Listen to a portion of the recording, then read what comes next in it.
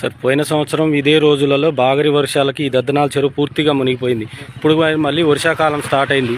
ముందస్తు ప్రణాళిక ఏమన్నా ఏర్పాటు చేశారు ఈ దద్దనాల చెరువులో? మీరు తెలిసిందే, లాస్ట్ సెప్టెంబర్లో చాలా వరదలు రావడం జరిగింది. ఈ వరదలు రావడం వల్ల ఇప్పుడు ఉండేటటువంటి బేసిక్ ఇన్ఫ్రాస్ట్రక్చర్ కూడా దెబ్బతింది.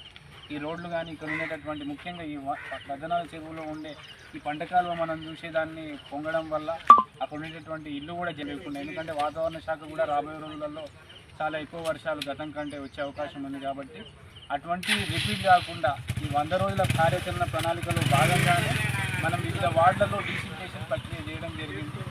ఈ వార్డులో చాలా, ఎందుకంటే ఈ వార్డు ఫస్ట్ ఎఫెక్టెడ్ ఏరియా మన మున్సిపాలిటీలో, కాబట్టి చేంజ్ చేసి ఇక్కడ ఉన్నటువంటి వార్డు ప్రజలు డిమాండ్ చేయడం జరిగింది. ఇక్కడ ఉన్న నాయకులు కానీ మాకున్న అవగాహన ప్రకారం కూడా ఇక్కడ మళ్ళీ భవిష్యత్తులో ఇబ్బంది రావద్దు, వరదల వల్ల జలమయం కావద్దు అనే ఉద్దేశంతో స్పెషల్గా చేంజ్ చేసి తెచ్చి మరి వీటిని చేయడం జరుగుతుంది. దీన్ని కూడా ప్రజలందరూ కూడా కోఆపరేట్ చేయడం జరుగుతుంది.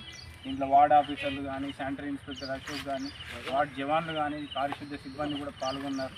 అందరికీ కూడా దానికి ధన్యవాదాలు తెలియజేస్తున్నాను. సార్ ఇప్పుడు సీజనల్ వ్యాధుల టైం కదా సార్, దాని మీద ఎలాంటి